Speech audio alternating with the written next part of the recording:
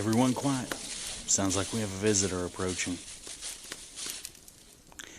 Hello, fellow traveler. You look tired.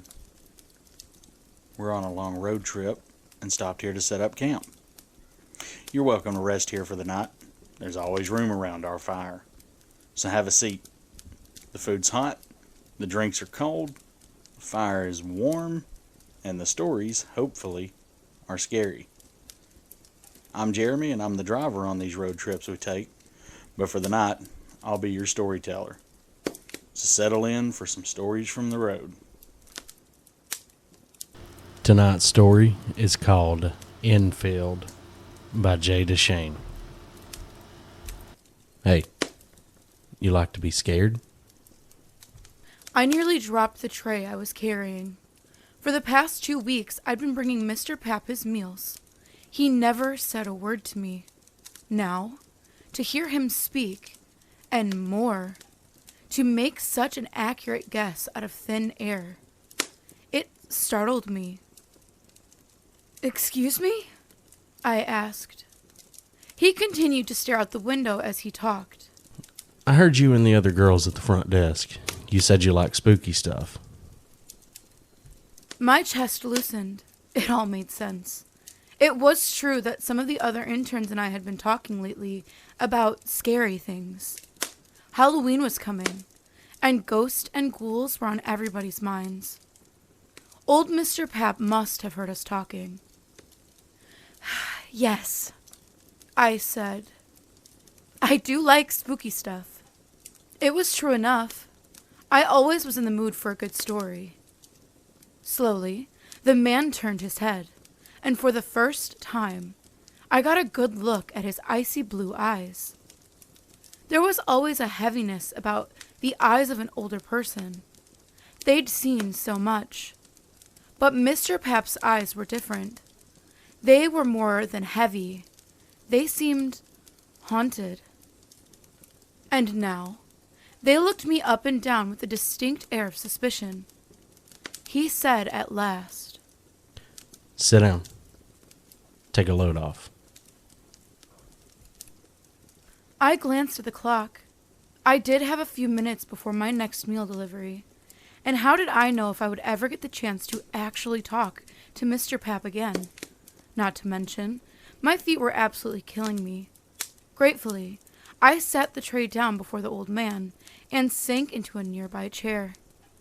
I pretended not to mind as he took a bite of his sandwich and proceeded to talk with his mouth full. You're not from around here. He said. It was a statement of fact rather than a question. Massachusetts? No, I'm originally from upstate New York. I'm down here to study. So you've never heard of Enfield then? He asked, cutting me off. I searched my brain. A few people had told me about some places of interest since I'd arrived in Massachusetts.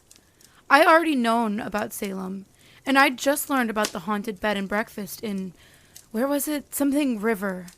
But no, I realized, I'd never heard of Enfield. Well, said Pap through another mouthful of sandwich. if you really like being scared, I guess I'll have to tell you all about it. I have to admit, I was excited. I sat eagerly, waiting for him to start his tale. He cleared his throat. I was young once. Your age, if you can believe it. This was back in the 50s. I was stupid, too. Always out daredeviling. Never thinking, just going. Well, one day, I'm out with my buddies and I say, hey, let's head up to Enfield, see what's left of it. Because supposedly, by that time, there wasn't much left. Well, immediately, they start belly aching and coming up with excuses, and I say, you're all a bunch of chickens. And that's why Billy Buckman dares me. He says, oh yeah, you're so tough? You go and tell us how it was. So you did? I asked. Oh yeah, Pap said with a nod. real smart I was. I found myself leaning forward as he continued. He had set up his pride, and now I waited for the delicious fall. I have to tell you, he said. I regretted it the second I got there. You want spooky? It's dark there all the time in Enfield. Like, not even the sun will go near it. And it's cold. Absolutely freezing. Nothing around it's that cold. But I was a tough guy. I had to prove myself, so I headed past the little sign that said Enfield and just went deeper and deeper. He paused, and his mood seemed to darken. It was a few seconds before he found his voice again. There were buildings. Still there.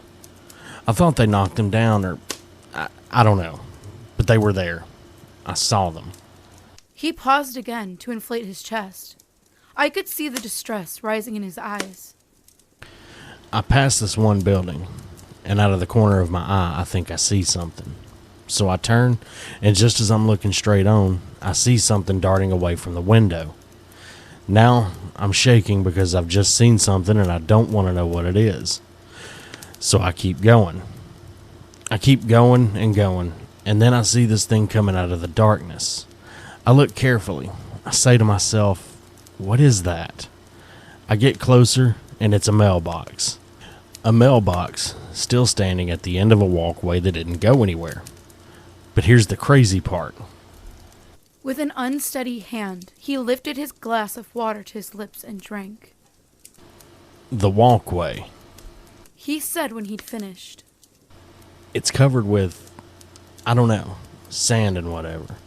I'm there and I'm looking down at it, and I swear I see footprints. Like lady slipper footprints, like someone just came out to get the mail. So now I'm really uneasy, and I'm thinking I've got to get out of this place. But I'm all turned around, and I'm heading in the direction I think will take me back where I need to go, but I'm dead wrong. Up ahead, you know what I see? Graves, all in little rows, and there's a lot of them. Now I'm sick to my stomach, and I can't move. I'm so scared. He paused again. I watched as his color seemed to drain at the memory that came to him next. And then I saw it. He said. Don't ask me what it was. I don't know, and I don't want to know. But there it was, this big black thing floating toward me from afar into the row of graves. It was slow, but kind of, I don't know, flapped around like someone was wearing a cape or a dress. And the closer it gets, the more I can make out this kind of face with these big rolling eyes. He closed his eyes tight and shuddered. Well, at that point, I'd had enough. I just turned and headed full force in the opposite direction. Finally, I got the hell out of there, safe and sound. He was no longer looking at me, but at some unfixed point in the distance as he shook his head. Don't ask me what I saw, because I don't know. One thing's for sure, though. He added. I never went swimming alone again after that. The words rang strangely in my ears. Did you say swimming? I asked. He nodded, nibbling on an apple slice. He swallowed. Did I forget to tell you? I'm sorry. Enfield's one of the towns they got rid of when they built the Quabbin Reservoir. It's been flooded since '39 or so. Alright, that's it for tonight's story. That was Enfield by JDeschene. And a huge shout out to the Queen of Panic for joining me on this story tonight. Go follow her YouTube, The Panic Within. And again, big thank you to her for lending her voice to this episode. Thank you all for checking in today and listening to the episode. If you'd like to, you can follow me over on my social medias at FMER Podcast on Instagram and Facebook. You can follow me on Twitter at FullMoonEmptyRD, and you can follow me on TikTok at FullMoonEmptyRoad. Thank you guys so much, and the Queen of Panic, thank you again so much for joining me on this story. Hope everybody has a great night, and we're going to call it a night here and get some sleep. So let's keep that fire burning low. Good night, everyone.